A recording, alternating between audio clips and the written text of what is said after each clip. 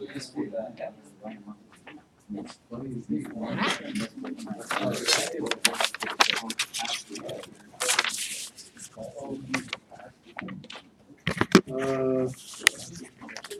I do have one instance where it says somebody picked more than one answer. And they're the only one that got it wrong, which does do that if you try to pick more than one answer.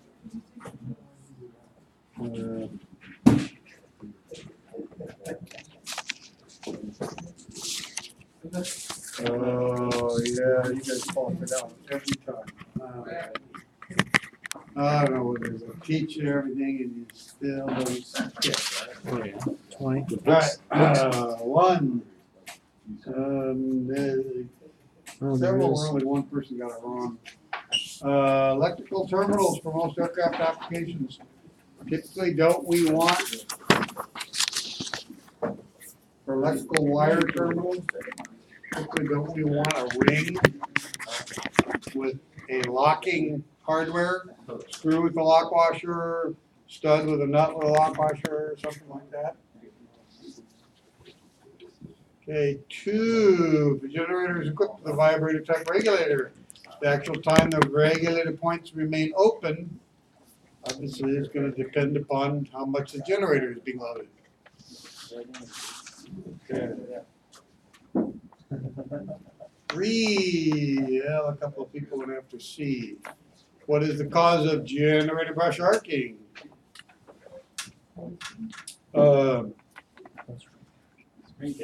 Wait a minute, I'm off by one. Yeah, one person would have to see, okay.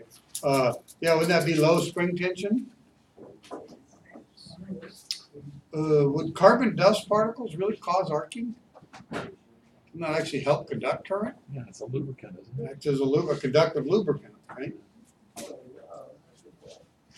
And seating the brushes actually reduces arcing, so. Okay, four. There's what some folks want to have to see. So, the only practical method of maintaining a constant voltage output from an aircraft generator under varying conditions of speed and load is to vary. Well, a couple of you went after C, but we've already said that C is going to be varying conditions. So if it's varying beyond your control, you don't get to control the speed. So the only thing left is going to be, and you certainly can't change the number of conductors while in flight. So the strength of the magnetic field is about all you can do.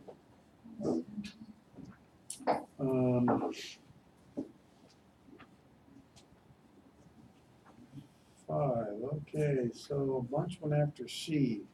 The pole pieces or shoes used in a DC generator are part of the field assembly. Remember I showed you the different kinds of iron poles? Okay. 6, okay, so here we have a third had a problem with this one. So if the reverse current cutout relay contact points fail to open, reverse current cutout relay contact points fail to open after the generator output has dropped below battery potential, current will flow through the generator armature. Well, it's going to go the opposite direction, right? However, polarity for the field isn't going to change unless it's a series wound field, right? In this case, it refers to the shunt field, which means it's a parallel wound. So it'll be opposite the normal direction in the armature and normal direction through the shunt field. Okay, because the field will still positively going to change for the field. Positive actually isn't going to change for the armature either. However, the voltage that it's producing is going to be less than the battery, so the battery can now start motoring the generator. Now, this would be a little bit more accurate if they said DC generator. Couldn't it be an AC generator? Couldn't it be something else, although you wouldn't typically use a reverse current cutout relay there, but. Alright. 7. A bunch one after A. Type of electrical wire terminals for most aircraft applications providing good current carrying capacity are designed primarily well, what are our options here? I'm looking at 7, right? 7. So, I see. So someone after C and A. So let's look at those. Are designed primarily for uncomplicated and rapid circuit connection and disconnection. I would say they're uncomplicated, but I don't know that rapid circuit connection and disconnection is a parameter there. To prevent circuit failure due to terminal disconnection. Yeah, I think you want to, you certainly, it's sort of worded awkwardly. What they're saying is to prevent terminal disconnection, which would lead to circuit failure. And they do that by having lock washers, etc. Designed primarily for permanent connection to the circuit. That would be more like soldering, wouldn't it? So yeah, B is the only correct answer there. Okay, 8. Well, one after A and one after C. Aircraft wire must be stripped carefully because high resistance will develop in stripping nicks. I don't know that you get high resistance. You really get failure points. But the nicks themselves aren't going to create high resistance. Stripping nicks.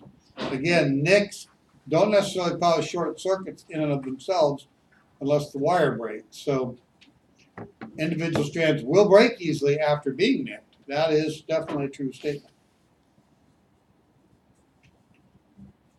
9, a couple one after C.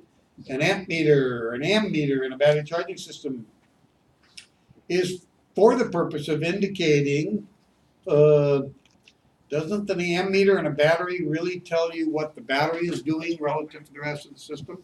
So charging or discharging, the rate of charge or current being used to charge or discharge.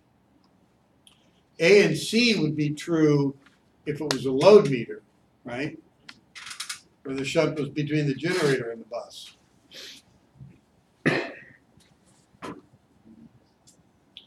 10, well, something after A. Voltage regulator controls the generator output.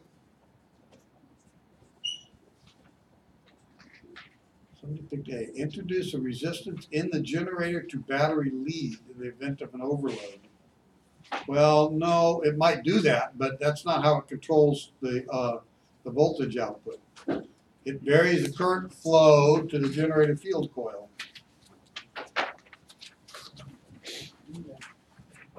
Oh, wow. Ain't that great? 11. Everybody got that right. That was not the same this morning. Okay, some picked A and some picked C on 12.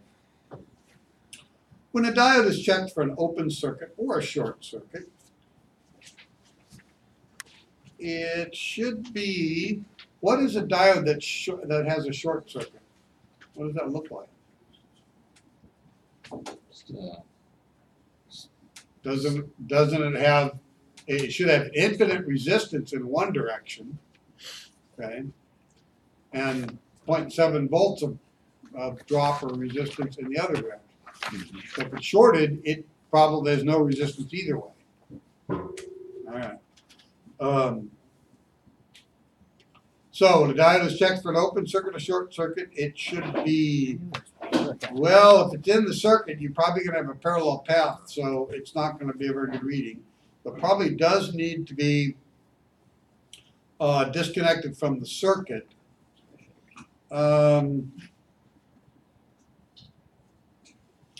Let's see, check with a milliamp ammeter. It's really a milliamp continuity checker, not really an amp meter. 13, everybody got right. 14. I'm How sorry. can it be determined that a a transformer winding has some of its turns shorted together? Well, let's see. Measure the input voltage with an ohm meter. Well, your ohm meter won't last long, but it'll be fun for a brief period of time. I got a quick question for you. When you're Okay. The output voltage will be high. Wait a minute. If it's shorted internally, aren't we losing some of the windings? So the output voltage would be lower than whatever is expected. The transformer will get abnormally hot in normal operation. Well, didn't we reduce the length of the wire? And doesn't length of the wire, isn't that one of the factors going into the total resistance of the circuit? So it's going to have more current flowing through it. So therefore it would get hotter. Now, what is abnormal? Well, it's hotter than what it normally runs, right? Okay, question. yeah, back to number 12. Can you explain? Oh, we can't go back to 12. Can you explain why C could not be right? 12, why can't, well, the answer is disconnected from the circuit, Right. right? So if I have a diode, say it's in a rectifier, if I don't disconnect that out of the, at least partly out of the rectifier, it'll find its way, you'll find the current, whatever you use, your continuity tester, diode checker, may be able to find its way back through a parallel path. Right. But what's wrong with checking it with the? But aren't you checking it with the ammeter anyways? No, Huh? not really an amp meter.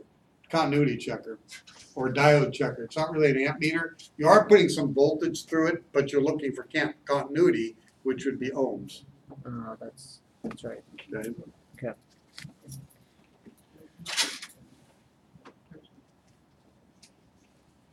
Okay.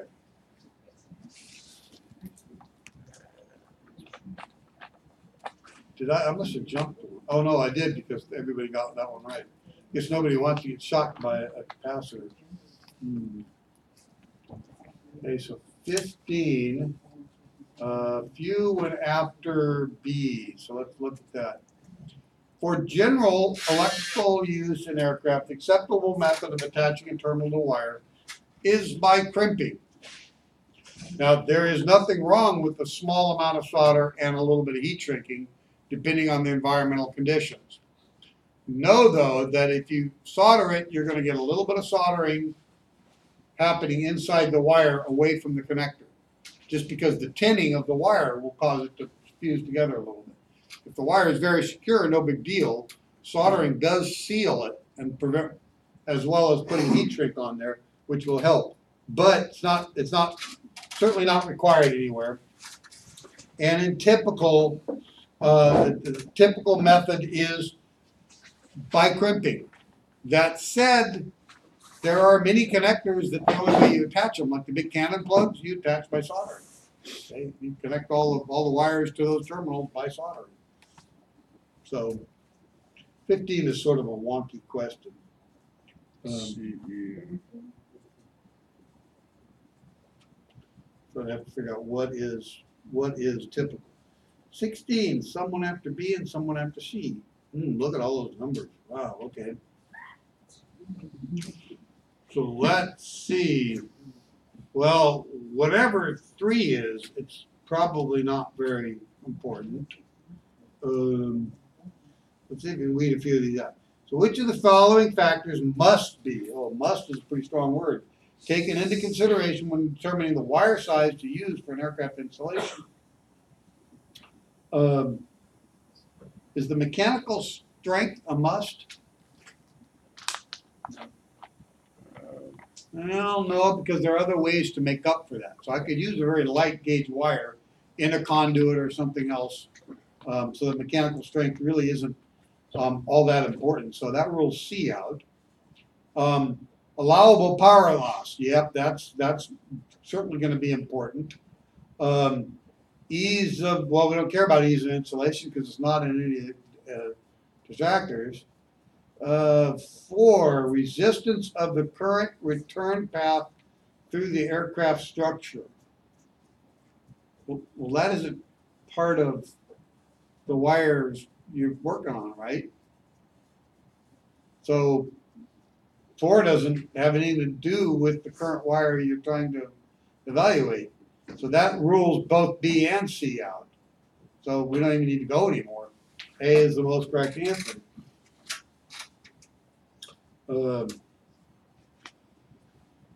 17. One after A, one after B. How should splices be arranged if several to be located in a bundle? Now, how many splices can you have on a single wire? One between terminals. One between terminals. So clearly we cannot have multiple splices. However, this is in a bundle. So don't we want to stagger them just a little bit? In the event that'll keep, because you put them all together, you're going to get a big fat, like a boa constrictor with an elephant in its stomach, right? However, oftentimes if you have to put a splice in a wire, why do you have to put a splice in a wire? Because it got cut. And it may be that another wire right next to it got cut. Right? Now you're sort of in a predicament. It may be that you can adjust the wire a little bit to stagger them just a little. May or may not be able to pull that off.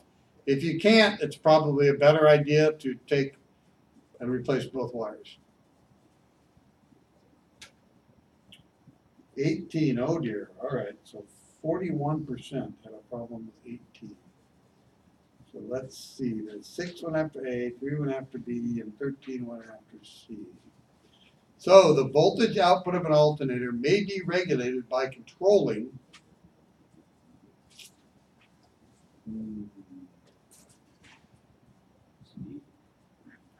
Will the speed of the alternator really change the voltage? At the very bottom end, it will, because you won't have any voltage, and all of a sudden it comes in. Yeah, it'll change the title to, right? So the very bottom end, but for the most part, speed of an alternator, as long as you're in its operating range, isn't going to change the voltage all that much. Okay, it'll change some, but not that much. Certainly there are better ways to control or to regulate the voltage output. Resistance in the rotor windings. So the rotor windings, that would be the field, right? How are you going to change the resistance in the windings while it's spinning around and around and around? I can't think of a way to do that. So I'm not sure B is even possible.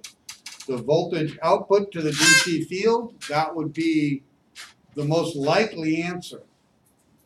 So in a very vague way, A is possible, but by far and away the most correct answer is C.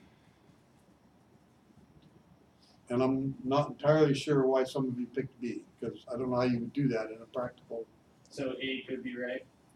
Well, again, the stem of the question says the voltage output of a regulator may be regulated by, or an alternator may be regulated by controlling. What's going to happen is it's not going to be very good regulation, so I wouldn't say it's right. You're going to have no voltage to suddenly having voltage to eventually suddenly having too much based on speed. That's not very good regulation. So you have the voltage regulator, right? Whereas the voltage regulator, which is changing the voltage output to the DC field, Right. or the average voltage output, is a much better way, is a much more correct way of controlling the output, voltage output of the alternator. So it's a little bit of a weak question, but still, given all that we've talked about voltage regulators and how they affect the field, You guys really shouldn't be picking anything but C.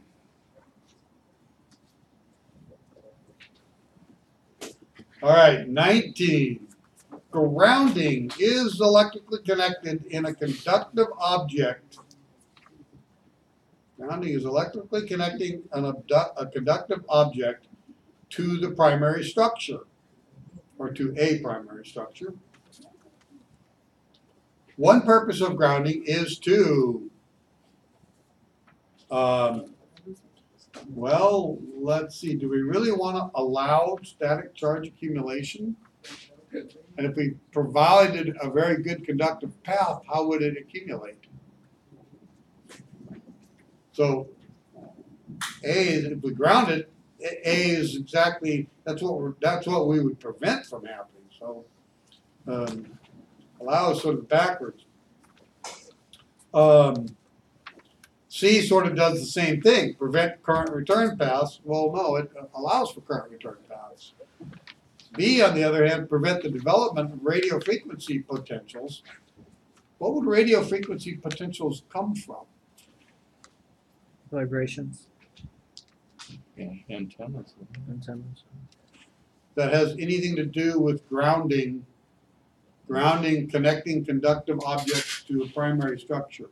How would that create a radio frequency potential if it wasn't grounded?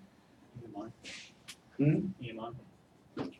Well, really, you're going to create two things. One is, as long as you have a static potential, you're going to create a capacitive relationship there, right? So you're going to have a static field, maybe not necessarily a magnetic field, but you'll have a static field, which is part of what is the signal or the data component of a radio transmission. The other thing that's going to happen is eventually that static potential is going to reach a point where it's going to conduct through the gap, whatever the non-grounded path is. Okay? And then you're going to have a bunch of current flowing. So now you're going to have both a temporary magnetic field and a significant static field. So the radio transmission would get a briefly. And you might even actually hear it in a number of different things. So I've actually, one of the weird places I saw this was many years ago. They used to have, what was it? Can't remember the kind of car it was. But they had a nice little radio in there, and I did a brake job on the thing and serviced the wheel bearings, sent everything out the door. Everybody's happy. A while later, the customer comes back and says there's this weird ticking noise on the radio. Driving along, everyone's all tick. And I'm just looking, you know, like, why did a brake job? I didn't do anything I didn't touch the radio. I didn't turn it on. You know, but she swore up and down that wasn't there before. I was like, all right, I'll take it all back apart. Well, finally, I got the dust cap off and noticed there was just a little drag mark in the grease and just a little scrape on the inside of the dust cap where the cotter pin hadn't been quite over. I saw that and okay, popped it back in further, looked at everything, couldn't find anything, put it all back together, tick was gone. I'm like, I didn't do anything. Finally I remembered, well, wait a minute, I pushed the cotter pin back in. It was dragging enough to build up a little static, because how do you get static? You rub, right? It would rub a little bit, it would rub a little bit, it would rub a little bit each time the wheel went around. And eventually the rotor and wheel assembly would get charged up enough that it would drop through the bearing to the structure of the car. And when it did it, that would cause the radio to go briefly. But looking at it, I never would have figured it out. I just, oh, that shouldn't be dragging, popped it back in. So it's very, very, a very, very real problem.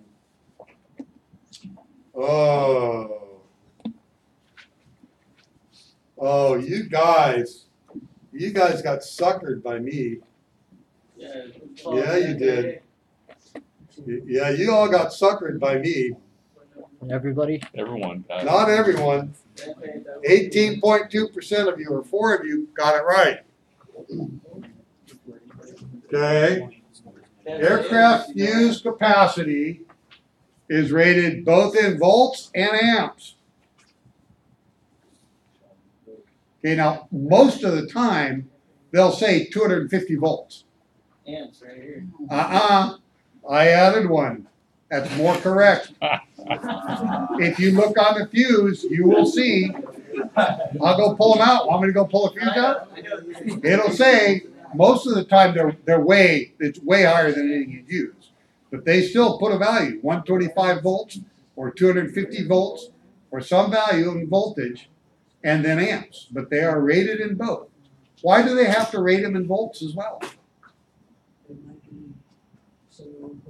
And on the amount of voltage that's. Isn't there insulation around the fuse area?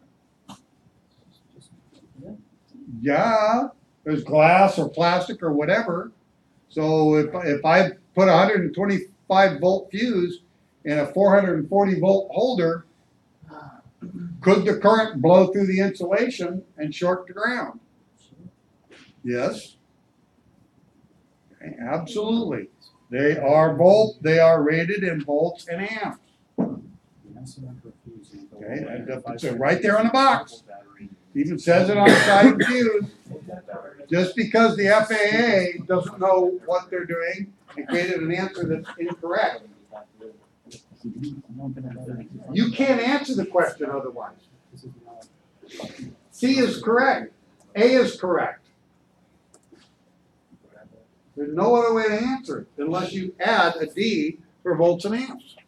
It's another one of those ones where I don't think the guy who wrote the question has ever changed the fuse.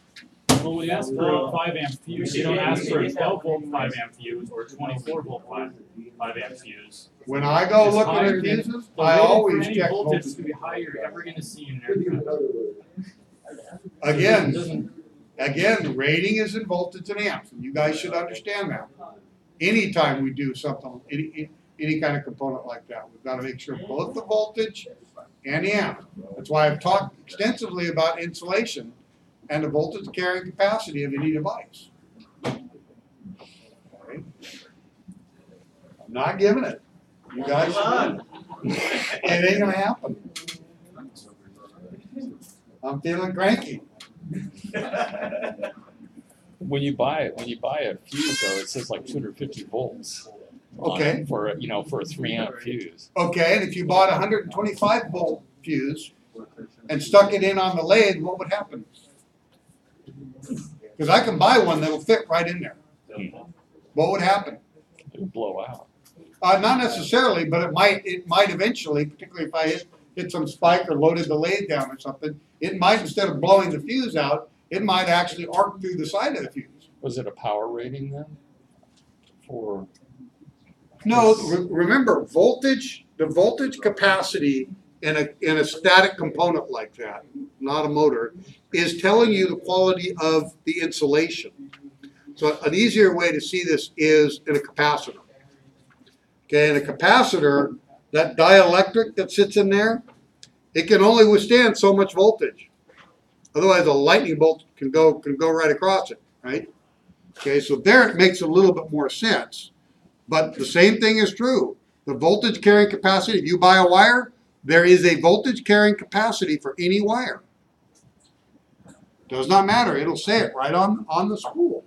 Now, because of preferred values, we tend to make like 100 volt wire, 500 volt wire, 900 volt wire, whatever. But, and that 100 volt wire handles pretty much everything below 100 volts, but there is still a voltage rating for it.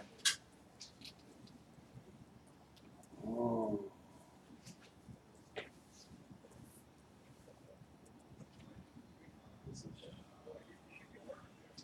21. 21's sort of weird because we make reference to a rheostat.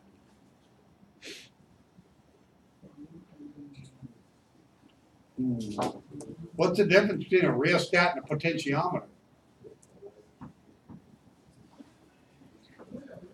Talk about this.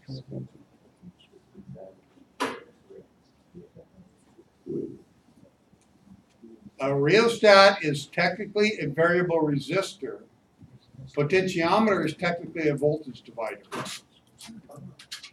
Okay, so we don't use rheostats rarely. what we do is we just use a potentiometer, don't hook up the last lead.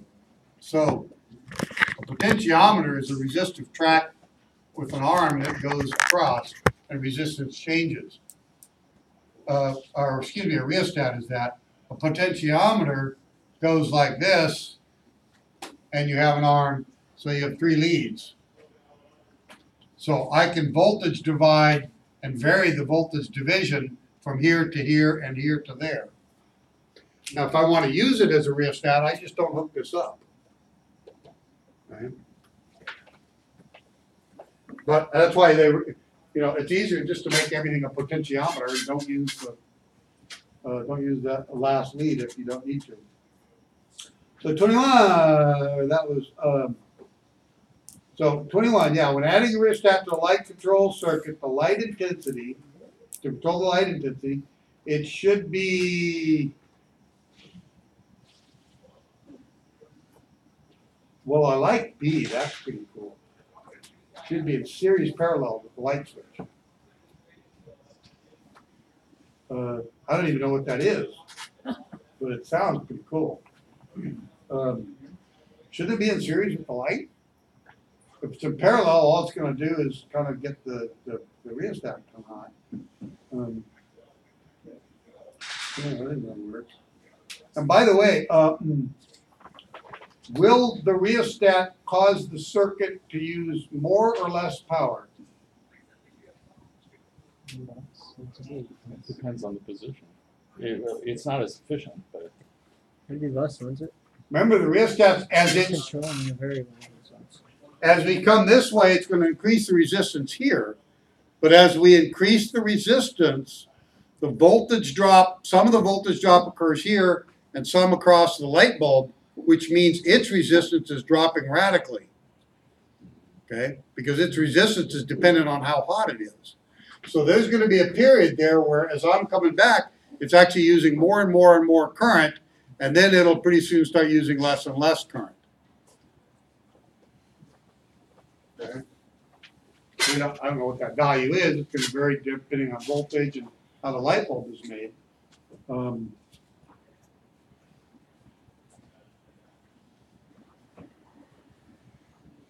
22, if one switch is used to control all the navigation lights, the lights are most likely.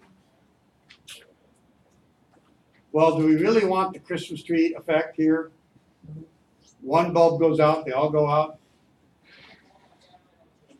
So it's better to be confused versus not see the airplane at all. Yeah, probably not. If one bulb goes out, we probably want the other ones to stay on. So that means we're going to need to have it in, the bulbs are going to have to be in parallel with each other, which just eliminates B and C, right? Okay. 23, okay, someone after A and B. During the inspection of terminal strips of an aircraft electrical system, it should be determined that plain nuts and lock washers have been used for terminal attachment to the studs. Only lock nuts. Ooh. What's bad with lock nuts? Like the Nylock lock nuts on a terminal strip. Why are they bad? if it gets warm, they don't lock anymore. That could be one thing. They get really hot, they don't lock all that well. Probably more appropriate though is the fact that you know how strong that stud is. Hitting it with that nylon, you might start the stud rotating. Okay? Whereas with the lock washer, it's going to start, the nut's going to turn fairly easy until it bites into the lock washer, and it's really going to be a reverse bite. So as it's clamping down on the lock washer, it's actually going to tighten the stud. Whereas with the lock nut, that stud could very, very easily start spinning on you. And if it does, then what? Okay, well, you back it off. Well, nah, too late. It's bound on there. So now you may have to disassemble everything. So yeah, we tend to not like lock nut in there. It should be determined that the terminal studs are anchored against rotation. That's a pretty good one. I like that. They shouldn't be flopping around. Plain nuts and lock washers we use for attachment. See, there are some cases where you're gonna want flat washers as well, which is, I think, why A wouldn't also be valid. But we typically do use plain nuts and lock washers for the common. We just use a flat washer in there as well. So certainly if the terminal stud is flopping around or loose or can rotate real easily, that's a bad thing. 24, yeah, something after B and C. What protection do wires and cables does conduit provide when used in an aircraft? Mechanical protection, the proper term. Mechanical chafing, physical damage to the wire. Conduit is never going to be structural. Electromagnetic, yeah, it probably is going to reduce it some, but that's not how we shield. If you need something shielded, we don't use conduit. We use specific shielding around the wire. Okay, that's a very specific distance from the conductor. 5, well, somebody went after A, which of the following should be accomplished in the installation of wiring. Well, B says locate the bundle above flammable fluid lines and secure the clamp. I like that. C is cool, man. Wrap it around the solid fuel lines, fluid lines, and solid fluid lines. Solid fluid. It's sort of an ambiguous statement. It's fluid or it's solid. So the line is solid, but there's fluid in it. Yeah, probably not a good idea. Eliminate the slack. Oh yeah, slack is bad. Yeah, no. You want a little bit of slack. So B is the only correct answer. Oh boy, what's one after B on 26? Huh. So the positive terminal of a digital voltmeter is connected to the negative terminal of the source voltage, and the negative terminal of the meter is connected to the positive terminal of the source voltage. The voltmeter wouldn't it read backwards? A bunch of you went after B. You could certainly get a valid value out of it, just drop the minus symbol, but it is a backwards reading. Not sure why some of you went after B on that one. 27. Accidentally. When using a voltage drop method of checking circuit resistance, well, A says the input voltage must be varied. That would be very confusing.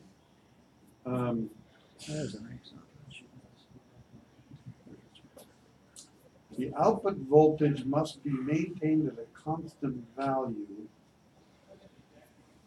You may not be able to. It may be varying slightly. If there's some sort of intermittent or wiggling or something going on. B, the input voltage probably should be maintaining a pretty constant value. Now, it's going to decay some if you're using a battery because batteries do discharge, but not much during the period of making a quick reading. 28, the nominal rating of electrical switches refers to. Doesn't the nominal rating refer to the continuous current rating? Then we're going to derate based on inrush current, right? So it needs to be quite a bit bigger depending on the device. So lamps, light bulbs, motors, they all need to be quite a bit higher for derating.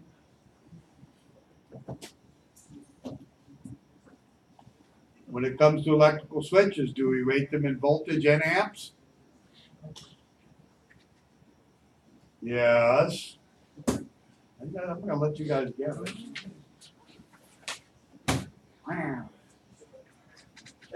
Okay, what happened here? 41% on 29. To help minimize radio interference, a capacitor will largely eliminate and provide a steady direct current if the capacitor is connected between the generator positive B. Remember I showed you that circuit where, you know, if you're getting your DC signal, but it's got just a little bitty thing like that, we're gonna take B plus, right? And that's the line coming off of there, we're measuring that. If we take the capacitor and connect that to ground, then at that point that we do that, that's gonna make this a whole lot smaller. They eliminate it completely. Okay, some of you had that capacitor inside the rectifier, right? It's attached right on the two poles of the rectifier for some of your alternators. Other ones, they actually sit on the outside. And in truth, you could actually have a couple of capacitors tuned to different frequencies if you're getting, you know, various resonance. On my bigger airplane, I had that problem. I don't know what it was. But it has the internal capacitor, worked just fine, except for right around 2300 to 2400. I get this little buzz, and it's like, all right. I started playing with a couple of different capacitors until I finally got one that made the noise. It didn't completely go away, but got rid of most of it.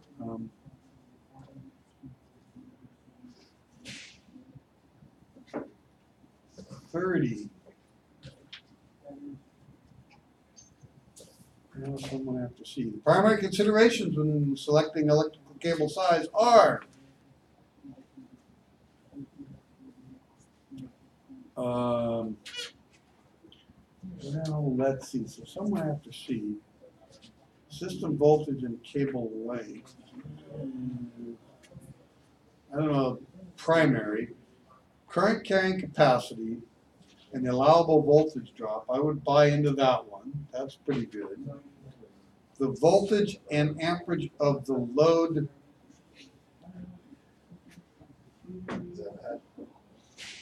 It must carry.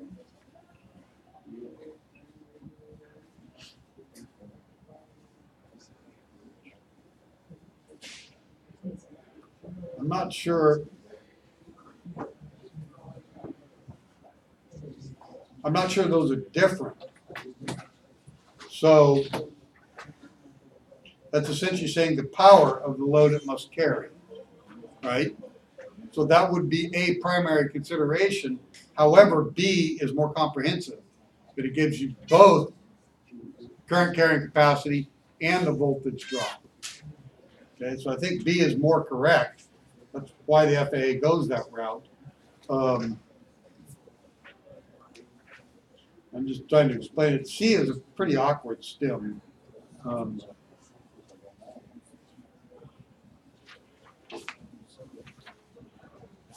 right, 31. Navigation lights for some aircraft consist of a single circuit, controlled by a single switch, which has an on position and an off position, with no additional positions available. This switch is referred to, so it's got an on and an off, and it's one single circuit. So wouldn't that be a single pole, single throw, two position?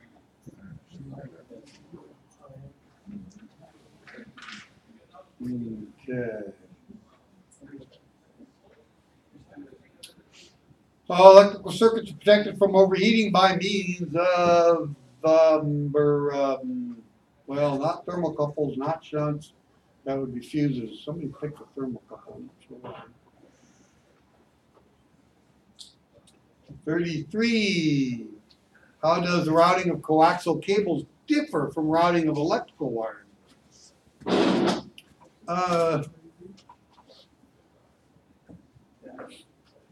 Well, let's see, B and C. B and C goes under this big thing about parallel or at right angles to stringers or ribs. A wire doesn't care, coaxial or otherwise, how it orients to stringers and ribs. So both B and C are sort of not relevant to any wiring.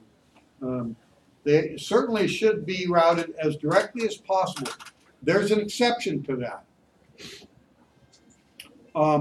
Oftentimes, when you look at the installation directions for a radio, particularly a comm radio, but even a nav radio, they'll give you a range that the wire length should be. They don't want it too short or too long. Okay?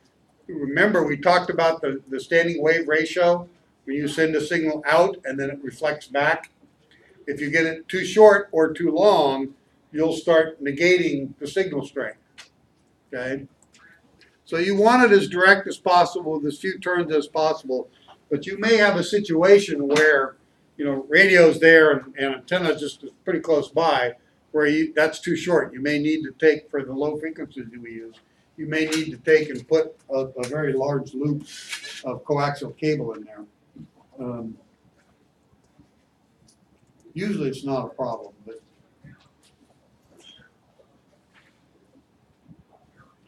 all right, so in those installations where an ammeter is in the generator or alternator lead and the regulator system does not limit the maximum current that the generator or alternator can deliver, the ammeter can indicate red line at what % of the generator or alternator rating.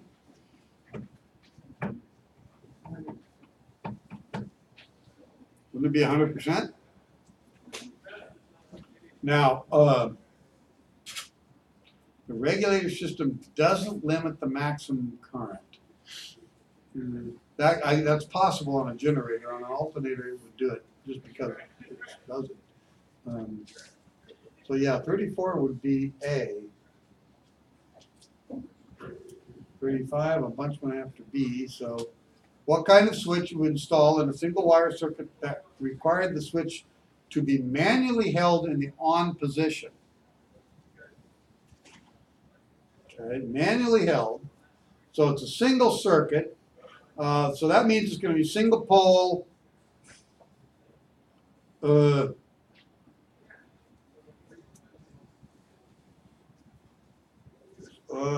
What are we gonna do here?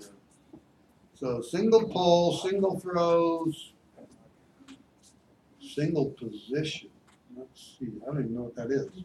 That's a switch that doesn't work, right?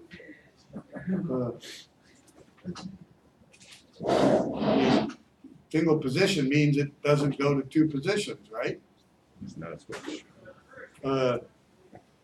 The V, also you don't need the double throw, so that would not work.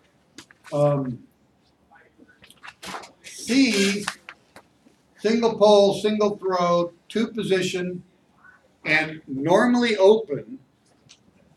What does that infer? Normally open. Yeah. Switch is close to circuit. Doesn't it infer that there is some position that it normally goes to when it's relaxed? That means it has the capacity to relax or unrelax. So it's got that momentary feature. Okay, so anytime I put the NO, and sometimes they put an MOM for momentary, but normally if they say parentheses NO or NC, they're telling you that it's spring-loaded one direction. Either spring-loaded closed or spring-loaded open. Okay, and they're a little hard to find, but you can actually find a double pole, double throw that reverse. It's for one circuit it's normally closed, for the other circuit it's normally open. They also sell relays that will do that. Okay, 36. Circuit breaker is installed in an electrical system primarily to protect the circuit and should be located as close to the source as possible, so that any shorts that occur after the circuit breaker, which should be the bulk of the wire, will cause the circuit breaker to trip. Oh my, okay, Porter got this one wrong. 37. A circuit protection device called a current limiter is essentially a slow blow fuse and is designed to be used in well, none of you picked A, so I'm proud of you. Would we ever put a circuit protection device in a starter circuit? Okay, that would be one bodacious fuse. Okay, 400 amp fuse. Okay, or circuit breaker. That's going to be a really big circuit breaker. Okay, like one of the big ones out there on the panel. Big, huge thing, and we just don't do it. Instead, we have a starter relay that completely keeps things disengaged. What in automotive, what are the fusible links? Is that, A fusible link is never in a starter circuit. okay, It's usually, what we use fusible links because it was just inconvenient. But more often, we use a fusible link because we're actually trying to drop the voltage a little bit. So like the earlier ignition systems, they actually ran at 9 volts. That caused the points to last a lot longer. So they designed everything to run at 9 volts, and they put a fusible link in the wiring harness that dropped the voltage by roughly 3 volts. So there's really a couple of purposes. The other, again, the more common one is it's inconvenient to run everything back over to a circuit box and then back out, just put a fusible link in the wire, and then don't tell anybody so that they really get pissed off trying to figure out what went wrong. That's always fun. 38, well, somebody picked B. Necessary to use an electrical connector where it may be exposed to moisture. The mechanic should. Oh, I love it. Spray with varnish and zinc chromate. Is zinc chromate a little conductive? Possibly. Yeah, no. I would use a special moisture-proof type connector. 39, everyone got right. 40. Yeah. Well, 3 picked B. The wire is installed so that it comes in contact with some moving parts. So that it comes in contact, well, it needs to be rerouted. Because if you put a conduit over it, it's still going to hit the moving parts. Well, but okay. What protection should be given to the wire? Pass it through a conduit, but I would reroute it while passing it through a conduit. Because well, somebody went after A and somebody went after C. What is the purpose of derating switches for known continuous load current application? So, to manage short circuits in the motor field windings, to calculate the voltage drop across the circuit. Sounds interesting, but no. To obtain a reasonable switch efficiency and service life. Yeah, because if you don't derate it, every time you go click, there's going to be an arc, pretty significant arc. And every time you go click the other direction, there's going to be a significant arc. So if we derate it, make it handle quite a bit more current, then it should last longer. Now 42, somebody picked A. What is the advantage of a circuit breaker when compared to a fuse? Well, it always eliminates the need of a switch. No, it doesn't. Actually, oftentimes it doesn't. So it is resettable and reusable.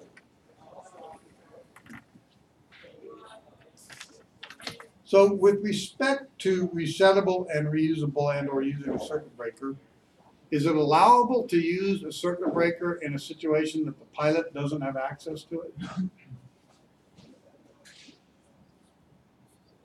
Yes. They may not necessarily be able to reset it, but they need to be able to see that it blew. Okay, there are some cases where if it pops, that's it, you're done. You know, there'll be some requirements around what you do next, go to land. That's pretty rare. In most cases, but in any case, your pilot has to be able to see that it in fact tripped. And in most cases, they should be able to reset it at least once as well. I got lost.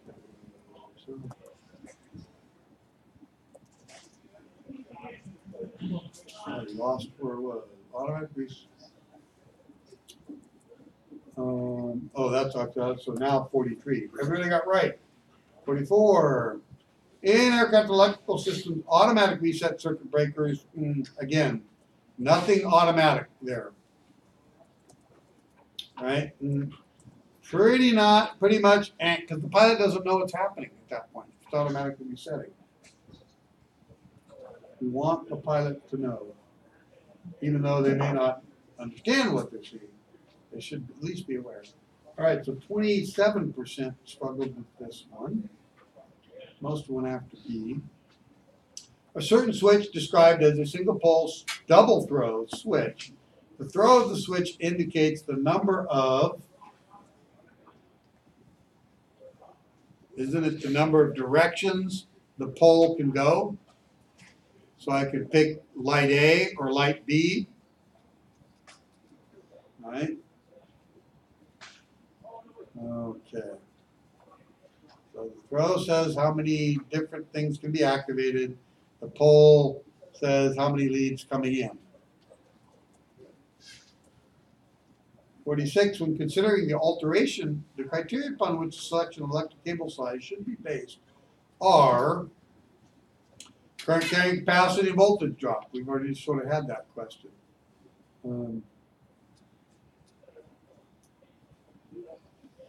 47, yeah, must have to be. Important factor in selecting fuses. Well, certainly the current capacity. Current capacity matches the need of the circuit. That would be valid. Should it be voltage too? But it doesn't give us that option. Where it does say voltage, it says the voltage rating should be lower. Well, that would be bad. So C is sort of telling you it's wrong because voltage rating is important. Right? So you stepped into that one. No. C is wrong. I got it right. Yeah.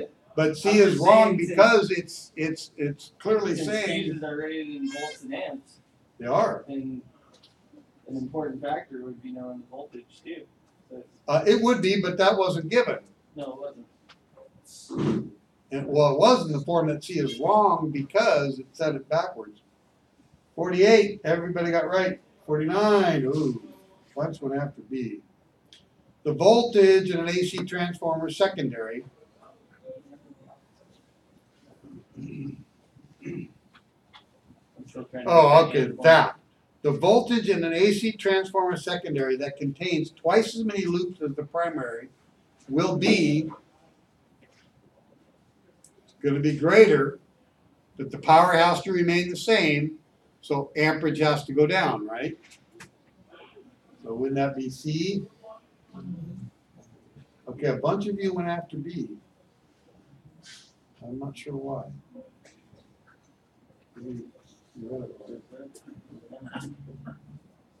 What happened with 50? Okay, let's read this. Which of the following is considered to be an intermittent duty circuit? 50% had a problem with this. An anti-collision light. Do you typically turn that on and leave it on for quite a while? No. Kind of the whole length of the flight. In fact, I think there's a regulation that says if you have an anti-collision light, you have to leave it on in all conditions except for those periods of time where it would blind another pilot. Like if you're on the ground taxiing at night, the flashing light. Okay. An instrument panel light, isn't that something you would leave on at all times while you're flying along at night? Mm-hmm. Right, it'd be continuous duty. A landing light. Yeah. Wouldn't that only be necessary while you're landing? Maybe taxiing, but. So of all of the three, the duty of the landing light is far more intermittent than A and B.